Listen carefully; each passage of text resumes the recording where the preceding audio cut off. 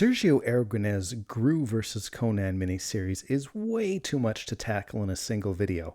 Instead, I'd like to remind you of 7 things from Groo vs. Conan that'll make you want to read it again. Hi, I'm Darren, these are my hands, and this is GrooTube, where we appreciate the art of Aragonés.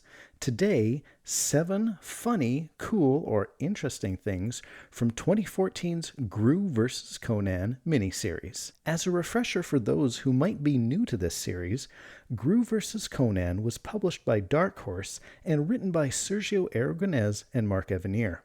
Sergio avoided a Conan crossover for probably 20 years because he couldn't think of a way to have the two master swordsmen meet and not have Groo kill Conan off in the second panel of the comic. But finding inspiration, he came up with a narrative device that would allow both warriors to meet, battle, and live.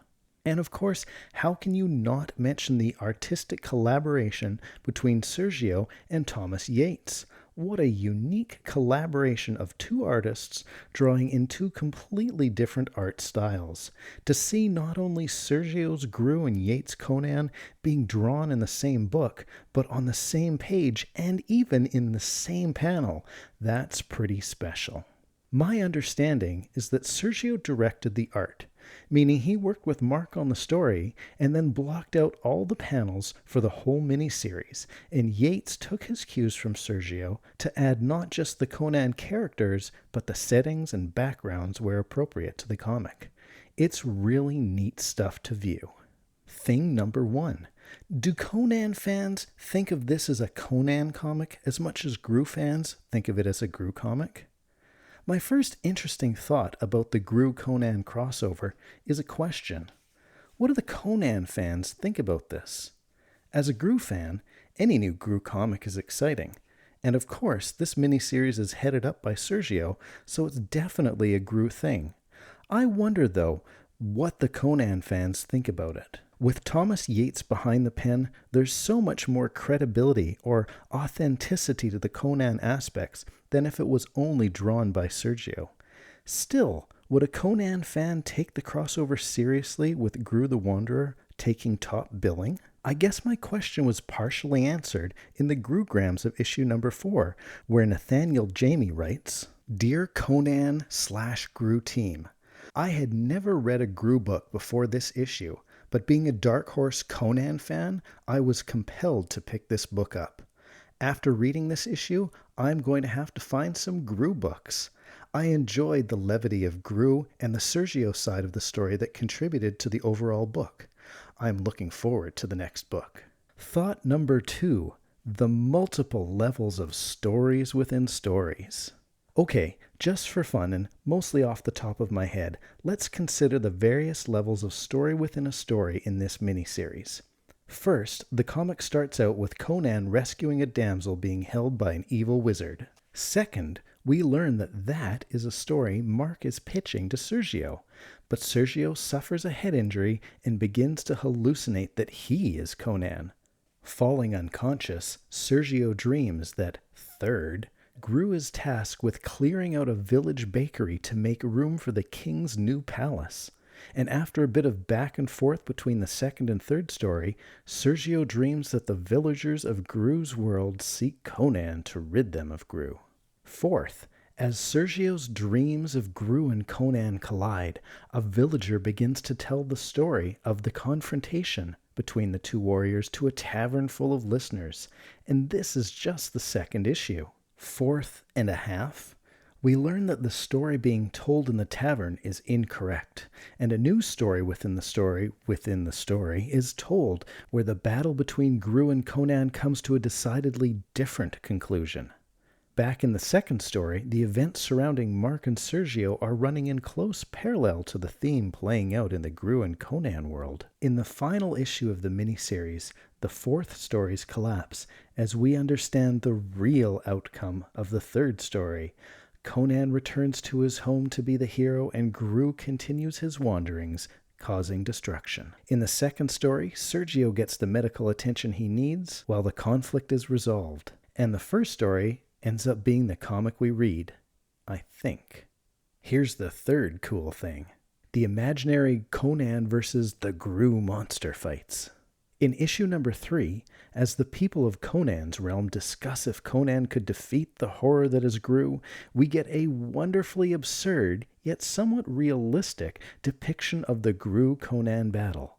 One of the men describes what he imagines Groo to be like, and Yeates draws the battle. Conan versus the Hydra-like Groo, 5 heads, each with a gourd-shaped nose, and 8 tentacles, each swinging a katana. In issue number 4, those in Conan's realm again imagine Conan defeated by the multi-headed, multi-tentacled Groo beast. This time, Yeates draws closer to the style of Sergio, at least for Groo's faces, or perhaps Sergio is drawing, but more in the style of Yeates. Groo keeps spices in his pouch. The perennial debate over what Groo keeps in his little pouch on his belt is partially answered in issue number 2.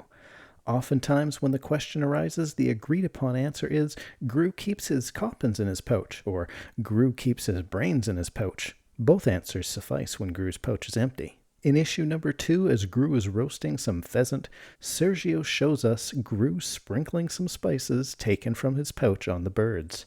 Of course, it might not be spices. It could be small rocks, lint, or the remainder of Groo's IQ points. The spy versus spy jokes. Not once, but twice, Sergio and Mark make a joke about Sergio being confused with Antonio Prohias, creator of the ultra-popular Spy vs. Spy comics in Mad Magazine. The first time a joke is made, a gentleman at the Renaissance Fair recognizes Sergio from Mad Magazine. A policeman replies, "The guy who draws Spy vs. Spy? Oh, I love that." And later on in the issue, when that guy from Mad Magazine is being held hostage, a different officer makes the same mistake. Is it the guy who draws Spy vs. Spy? I love that. Credits for colors and letters. In a somewhat sad turn of events, the entire Groo crew, Sergio, Mark, Tom, and Stan, did not collaborate on this miniseries. Throughout the series, lettering credit is given to Richard Starking and Comicraft. What does that mean? Well, Richard Starking, in addition to being a comic artist and letterer, was one of the pioneers of digital lettering in the late 80s and early 90s. His studio, Comicraft, now produces digital lettering for comics, movies, books, and other things with letters on them. So no Stan Sakai, just digital letters here. Tom Luth does get the credit for colors in issue number 1, doing his usual brilliant work, not only with Sergio's Groo, but also with Yeats' Conan pages. But Tom only gets credit for issue number 1. Issues number 2 through 4 give the coloring credit to Laverne Kinzierski, which sounds like a made-up name to me, but according to the internet, he's a Canadian, never trust a Canadian when it comes to comics, who's been recognized by the Comic Buyer's Guide survey as one of comics' most influential colorists of all time. Like Richard Starking, Laverne was a pioneer in digital coloring and worked on another Dark Horse comic titled Tarzan. Not that that's any interest to Groo followers. Funny Groo quotes. Now, we wouldn't read Groo if it didn't provide us with a few laughs. So to round out this list of 7 funny, cool, or interesting things from the Groo-Conan crossover, I present the following gigglers. I withdraw my offer. No pie for you. Some typical but funny Groo in issue number 3. You are good with a sword, but Groo is gooder. In issue number 4, Conan says, have you no loyalty to any cause? Have you no fealty to any purpose or calling? In what do you believe? What is the goal of your future? Groo replies, I believe in being alive tomorrow. My goal of the future is being alive the day after tomorrow. Perhaps not a giggle, but insightful. And I love Groo's line from issue number 1, the wondrous aroma of warm bread fills my nose. And Referto replies, where there is enough room for an entire bakery. Well, there you go, Groo friends. 7 things that might spark your interest in reading through the Groo vs. Conan miniseries again. Let me know in the comments what keeps you coming back to the Groo-Conan crossover, and make sure you're subscribed and have notifications turned on, because I'll be back soon with some more GrooTube. Cheers, everyone.